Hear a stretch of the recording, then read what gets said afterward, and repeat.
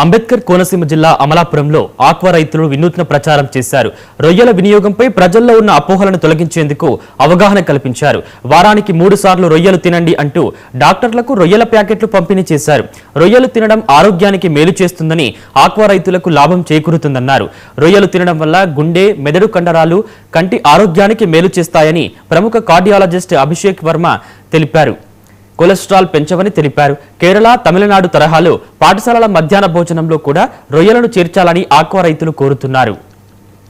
ఈ మధ్యకాలంలో అంటే నేను ఈరోజు డిస్కస్ చేయడం కారణం ఏంటంటే ఫుడ్ గురించి ప్రాపర్ అవగాహన లేదు. అంటే ఎవరో చెప్తుంది విని ఇది తప్పు ఇది ఒప్పు అనుకోవడం తప్ప సైన్స్ ఏం చెప్తుంది చాలా మందికి తెలియదు.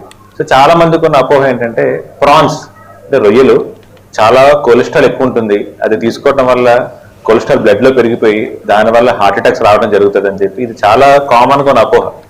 సో దానివల్ల కొలెస్ట్రాల్ ఎక్కువైపోతుంది అని చెప్పి కంప్లీట్ గా ప్రాన్ అవాయిడ్ చేయడం జరుగుతుంది.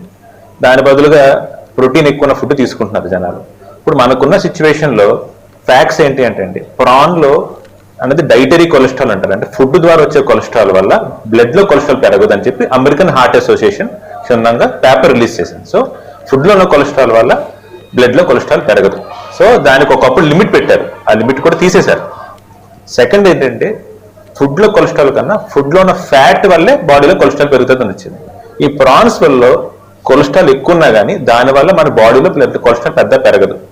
రెండు రకాల కొలెస్ట్రాల్ ఉంటాయి బాడీలో. ఎల్డిఎల్ అంటే బ్యాడ్ కొలెస్ట్రాల్, హెచ్డిఎల్ అంటే గుడ్ కొలెస్ట్రాల్.